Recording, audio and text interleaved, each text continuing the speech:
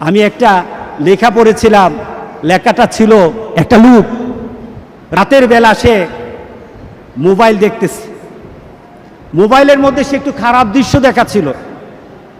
এমন সময় মেয়ে গিয়ে ঘরে ঢুকলো, মেয়ে ঘরে ঢুকে দেখলো বাবা তার মোবাইলের মধ্যে খারাপ দৃশ্য দেখে। আছে কিনা এমন ছেলেরা, এমন আছে কিনা বলেন? এগুলির কারণেই তো জানা, এগুলির কারণেই তো জানা। দৃশ্য দেখছে, মেয়ে দেখে ফেললো। মেয়ে তখন বাবাকে বলল, বাবা তোমার লজ্জা লাগলো না? লজ্জা করে না? একটা শব্দ বলেছে, লজ্জা করে না বাবা, লজ্জা করে না বাবা। মেয়েটা ঘরে চলে গেল।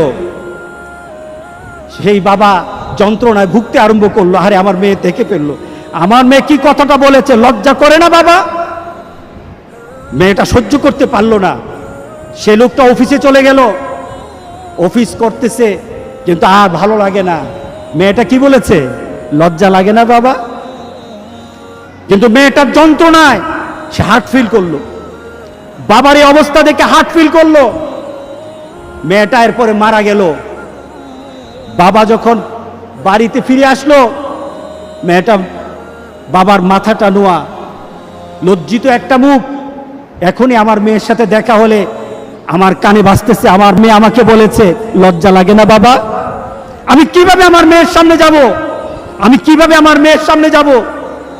এই চিন্তা যখন করতেছে, এমন সময় দরজা খোলার সাথে সাথে একটা চিৎকার শুনলো। স্ত্রী চিৎকার বলতেছে, আমার মেয়েটা মারা গেছে, আমার মেয়েটা মারা গেছে।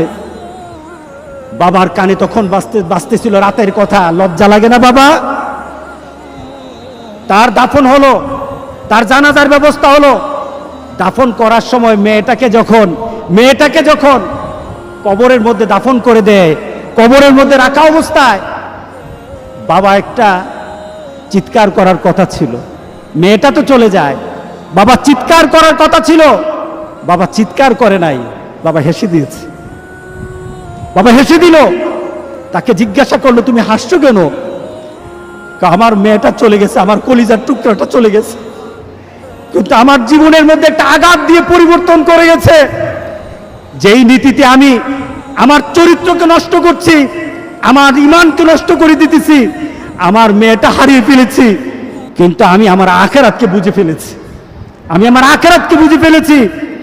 আজকে সমাজের যারা প্রিভেন্টিভ করছেন না, আপনি চিন্তা করছেন আপনার মেয়েটা কিন্তু একদিন আপনার জন্য বিপদ হয়ে যাবে, আপনার জন্য বিপদ হয়ে যাবে। এই মেয়েটা যদি চরিত্রবান হয় তাহলে আপনার জন্য এটা কাল হাসরের দিন আপনার জন্য অনেক কিছু পাওয়া হবে। আর এই মেয়েটা যদি চরিত্রহীন হয় তাহলে মনে রেখে দিয়েন, আপনার মেয়ে কিন্তু আপনাকে ছাড়বে না, আপনার মেয়ে আপনাকে ছাড়বে না। সুতরাং আমরা যদি হতে চাই ভালো একটা বাবা হবো, রাজি আছি সবাই? এই দুশ্চরিত্র স্বভাব যার মধ্যে আছে, যেই বাবার মধ্যে দুশ্চরিত্র স্বভাব আছে, এই কারণেই মেয়েগুলি খারাপ হয়, ছেলেগুলি খারাপ হয়। বাবা নামাজ নাই, মেয়ের নামাজ নাই, মার নামাজ নাই, মেয়ের নামাজ নাই, ছেলের নামাজ নাই। সুতরাং আমরা চলুন একটা সুন্দর একটা সমাজ চিন্তা করি, যে সমাজের মধ্যে খারাপই থাকবে না, প্রতিরোধ গড়ে তুলবো ইনশাআল্লাহ। রাজি আছি সবাই?